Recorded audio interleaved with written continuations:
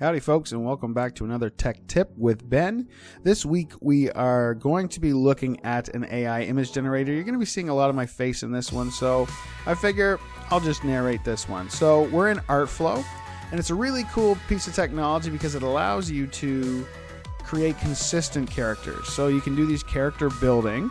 So they have from each image to the next, you can keep the same face. So what I want to do is I'm going to train it on myself.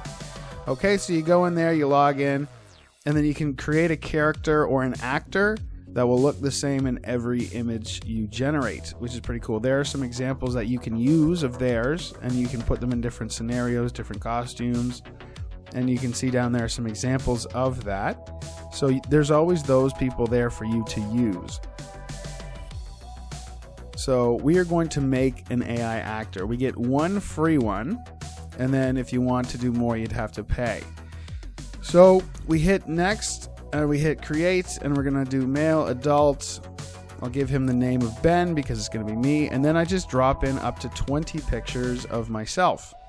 So luckily for me, I've already made those 20 pictures, and then I just drag and drop it in. Note to self, I wouldn't put ones with glasses in next time. It kind of created some issues, but this is where we're at. Now I've used up all my credits.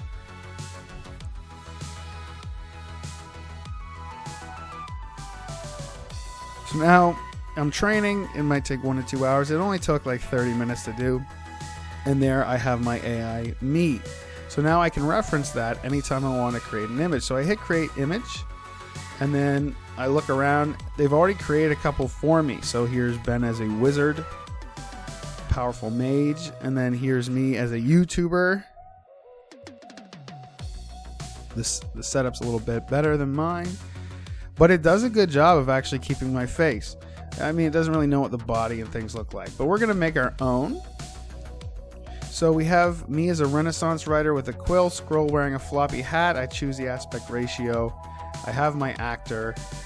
And I have my consistent face. And then you can choose many different styles. I'll keep it cinematic. And I'm going to hit generate. Now, one generation creates... So you can see it gives you 4 photos, and you'll recognize one of those images from the thumbnail. Look at me being ambidextrous there. That's kind of nice.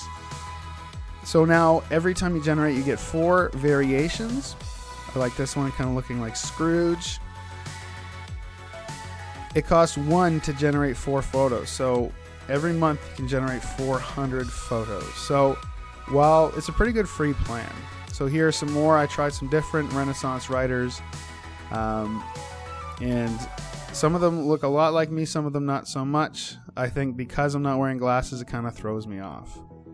But there's also this thing called director's mode, where you can actually choose how big in frame you are, where you are in frame. So you can go like extreme close-up, it's just your face, to close-up, to mid, to like a full shot where it's your whole body. And you can kind of move it around, and you'll see that you'll end up where that little blue person is. So I'm going to do a camera operator filming an action scene for a movie. Out of focus to the right side of the screen is an explosion. So we'll see how it handles that. So I generate for 1 credit. And now you can see it got a little weird. It's shooting sparks out of the camera.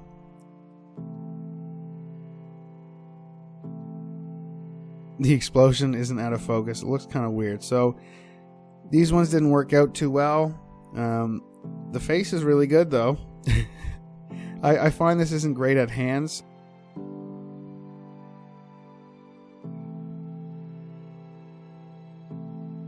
So there's a few examples of me as a camera operator, which I use this one in my YouTube thumbnail for the last video.